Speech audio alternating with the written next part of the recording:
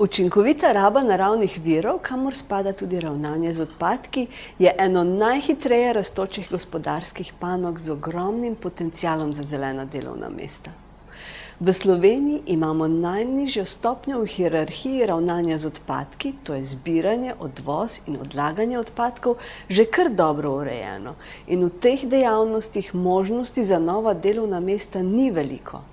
Ogromne pa so možnosti v dejavnosti, ki so višje v hierarhiji ravnanja z odpadki, v preprečevanju njihovega nastajanja, ponovni uporabi in reciklaži. V hierarhiji ravnanja z odpadki, ki velja v Evropski uniji, sta najvišje uvrščena preprečevanje nastajanja odpadkov in ponovna uporaba odpadkov.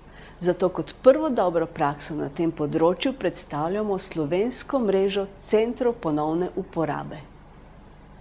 Centre ponovne uporabe, kjer še uporabni izdelki, ki bi sicer končali med odvrženimi odpadki, dobijo novo življenje, imamo že v 10 slovenskih mestih. Takole so se za ustanovitev centra ponovne uporabe odločili v Ljubljani. Center ponovne uporabe v mestni občini Ljubljana, ki služi pravzaprav tudi ostalim občinam, je na nek način nujen del ravnanja z odpadki na področju Snage. Prioritetni seznam ravnanja z odpadki oziroma prioritete so vsem nam jasne, ne? In v prioritetah je preprečevanje nastajanja in ponovno uporabo na vrhu pred vsemi ostalimi ravnanji z odpadki. Tako da smo v določenem momentu, ko smo v Snagi dosegli relativno dobre rezultate pri ločenem zbiranju, danes dosegamo že več kot 58%, kar je predstavljalo praktično vrh med glavnimi mesti v Evropski uniji. Je bilo nujno uvesti tudi v bistvu ukrepe na področju preprečevanja in tudi ponovne uporabe. Snaga se je, oziroma skupaj z mestno občino Ljubljana, že v začetku v projekt vzpostavitve centrov ponovne uporabe priključila kot pridruženi partner tega evropskega projekta, in ko smo našli ta prave prostore za vzpostavitev, smo skupaj z vodilnim partnerjem v tem projektu pohiteli k rešitvi in se pravi odprtju tega centra ponovne uporabe. Pravijo, da je za uspešno izvedbo takšnega projekta potrebno dobro partnerstvo. Ključno pri tem so seveda partnerstva, in partnerstva ocenjujemo, da brez dobrih partnerstv in brez dobrega sodelovanja tudi z nevladnimi organizacijami se uspešno tak projekt ne more izvesti. Posebej pomembno je, da ti centri delujejo kot socialna podjetja in zaposlujejo ranljive oziroma težje zaposljive osebe. Pri njih pogosto najdemo rokodelska znanja, ki so v potrošniški družbi že skoraj izgubila veljavo, zdaj pa jo ponovno pridobivajo. Centri ponovne uporabe so inovativna poslovna ideja, ki služi 3 namenom: preprečevanju nastajanja odpadkov, zaposlovanju težje zaposljivih oseb in pa tudi oskrbi trga s cenovno ugodnimi izdelki, kar je v kriznih časih zelo pomembno. Centri s svojimi izdelki nagovarjajo socialno šibkejše sloje, ljudi, ki zavračajo potrošništvo, tudi zbiratelje in tiste, ki si želijo izdelkov z zgodovinsko patino in osebno noto. Po 5 letih širjenja mreže centrov ponovne uporabe je Marinka Vovk, ki je kariero in življenje posvetila ravnanju z odpadki, povedala. Ključno spoznanje je to, in kar je tudi največje zadovoljstvo, da se Slovenija uvršča med razvite države na zemljevidu Evrope in tudi lahko rečemo sveta, kjer je reuse, torej ponovna uporaba, sestavni del ponudbe, alternative za ljudi. Torej ni več to, tako kot je bilo pred leti, da so ljudje, Slovenci, se vozili ven, pri nas na Štajerskem zlasti Graz, ker je 7 takih centrov, Graz malo večji kot Ljubljana, torej pomeni, da tudi mi lahko ponudimo ljudem, našim občanom, prebivalcem, nekaj, kar je sestavni del sodobnega sveta. In obenem tudi, da se ne uvrščamo več med države, ki negospodarno ravnajo z viri, kajti v vseh teh odpadkih so vsebovani viri, torej surovine, in negospodarno ravnanje pomeni usmerjanje med odpadke.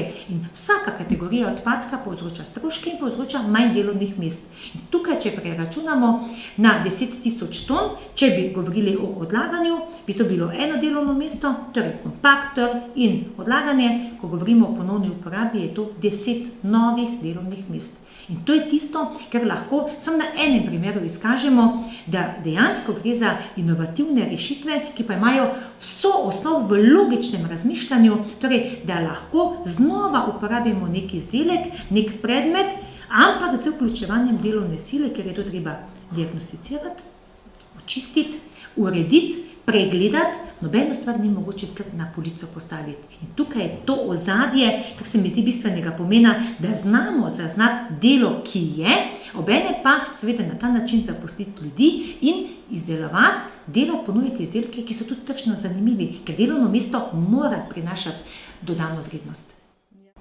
Stopnjo niže pod preprečevanjem nastajanja odpadkov in ponovno uporabo odpadkov se v hierarhiji nahaja reciklaža oziroma zbiranje, sortiranje in predelava odpadkov v surovine za izdelavo novih produktov. S tem se ukvarjajo v ljubljanskem podjetju Julon, kjer z inovativno tehnologijo predelujejo odpadne ribiške mreže in odpadne talne obloge v reciklirana poliamidna vlakna. Njihov EcoNil je v svetovnem merilu prvo popolnoma reciklirano poliamidno vlakno, ki se v tekstilni industriji uporablja za proizvodnjo sodobnih materialov za kopalke in druga športna in planinska oblačila, pa tudi za nove talne obloge. Z zbiranjem in predelavo odpadnih ribiških mrež opravljajo tudi pomembno funkcijo varovanja oceanov pred temi odpadki. Julon je odličen primer podjetja, ki je sodobno tehnologijo, razvito tudi s sodelovanjem domačih strokovnjakov, pretvoril v tržno uspešen produkt.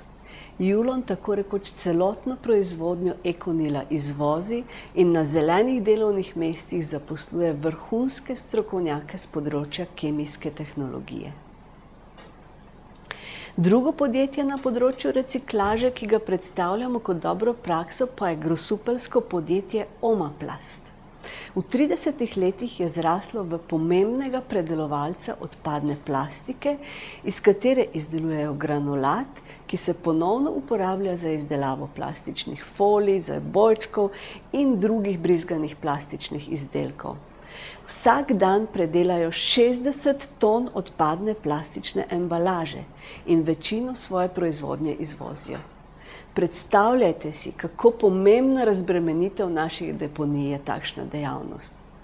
Podjetje je tudi opremljeno s sodobno napravo za čiščenje odpadne tehnološke vode, ki se v celoti prečisti in ponovno uporabi v procesu reciklaže. Predelava odpadne plastike v kakovosten granulat zahteva natančno sortiranje in čiščenje, ki večinoma poteka ročno, potem pa mletje, pranje in granuliranje. Delovna mesta v Omaplastu so zelena, saj se pri reciklaži porabi 90% manj energije na tono reciklirane plastike, kot je to potrebno za proizvodnjo primarne surovine iz surove nafte. Z vsako tono reciklirane plastike je preprečen tudi nastanek do 2 ton toplogrednih plinov, ki bi nastali pri običajni proizvodnji plastike v rafinerijah.